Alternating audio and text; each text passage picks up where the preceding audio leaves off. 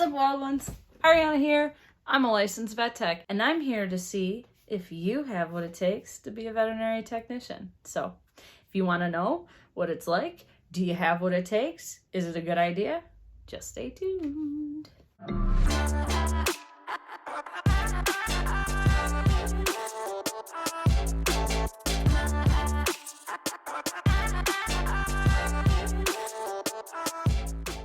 Also, before we get started, I wanted to let everybody know that I am doing pet portraits, and I'm super excited about it because it's so much fun and they're all so cute. And not only am I doing pet portraits, but I'm also making stickers. So for the week of Vet Tech Week, the third week in October of 2020, I have a deal that's available for everybody. 10% of the proceeds is going into the Save the Wild Ones Fund, which aims to help wildlife shelters, rescues, help efforts in wildlife conservation, environmental conservation, shelter medicine. It's the whole 9 yards. So if you have any interest in any of that, check out my website down below.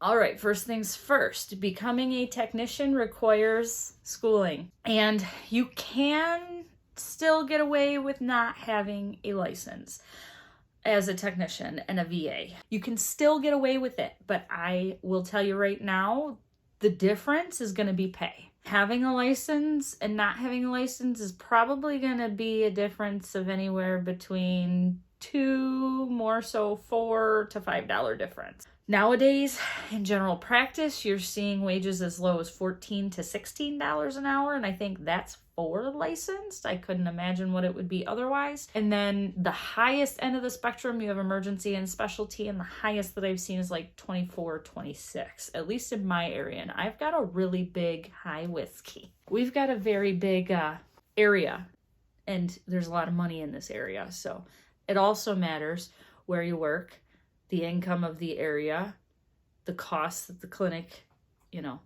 charges, things like that. That'll give you a good idea of wages, but it's also good when you do an interview to ask. You're distracting every time. Not only is schooling difficult and a pain in the butt, but you got to keep doing it and learning forever, the rest of your life, as long as you want to keep your license. Just sit still.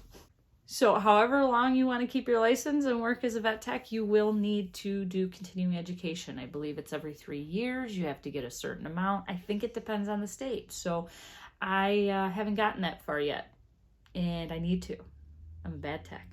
There's different things you can do with continuing education. You can go to conferences and stuff. So, some of that's cool, but it is good to know too. It's not just a one-stop shop. It's always going to be different. So everything's going to change. We learn new things every day, and then that makes our life as medical professionals more difficult. Yay, continuing education. Yay, continuing education. Okay, distraction. Another big thing to determine whether or not you are going to enjoy being a veterinary technician is it is very important to know that depending on where you work, you may be on call. I'm not so sure. I didn't really have to deal with this in general practice, and a lot of the interviews that I've done for general practice never mentioned this. But if you're planning on going where the money's at in ER and specialty, whether you're in specialty or whether you're in ER, if there is an ER in your building, you will most likely be on call. It's something that sucks. It's usually 24 hours. Most places that I've seen do have a $1 per hour on-call fee, which is pretty similar to nurses from what I understand. At least years ago when my mom was, my mom's still a nurse, but when she was nursing and I knew about it. So sometimes you get an on-call fee. Other times you get incentive for coming in if you get called in, but some places are, if you get called in the morning, you could get called in at 12 o'clock at night. So that kind of stuff really sucks, and it's not for everybody. Being on call is probably the worst part of ER and specialty. ER specialty for sure. General practice kind of just depends. The smaller practices are not typically like this. Bigger practices, if you've got anywhere from 5 to 8 doctors, it will be like this. And what is this that I'm talking about? It is fast paced and it is stressful.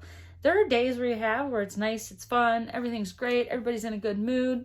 That's like once in a couple months, if you're lucky.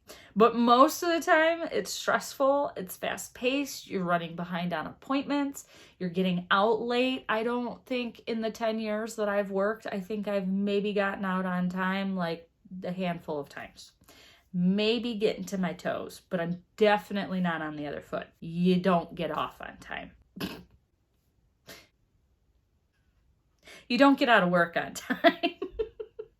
I swear, I'm a big kid. Anywhere you work, boarding, grooming, kennel, zoo, aquarium, you're never going to get out on time. So that's the price you pay for working with animals. You do not play with puppies and kitties all day. Do you get to snuggle some animals? Absolutely. What is your day typically dealing with?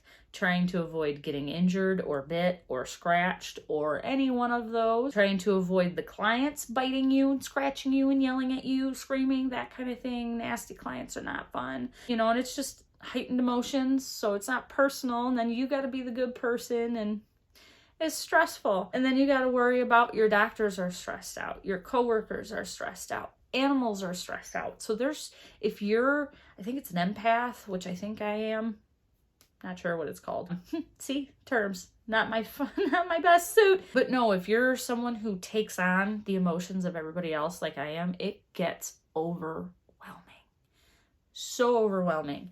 So for people like me, it's going to require a lot of being in the moment, being aware of yourself, being aware of your reactions, you know, and that's hard for most people to do. I don't think I see it happening very often, and I think it would help out a lot more people if we taught how to do that, but another time. We're working on it. I will say, having been doing this for many years, both as a VA, kennel, everything, I don't think you're going to be able to avoid the mental health toll that you experience. I think it's just going to be wherever you're at, and where you start in the field is going to determine when you have your mental breakdown. And it always looks different for everybody.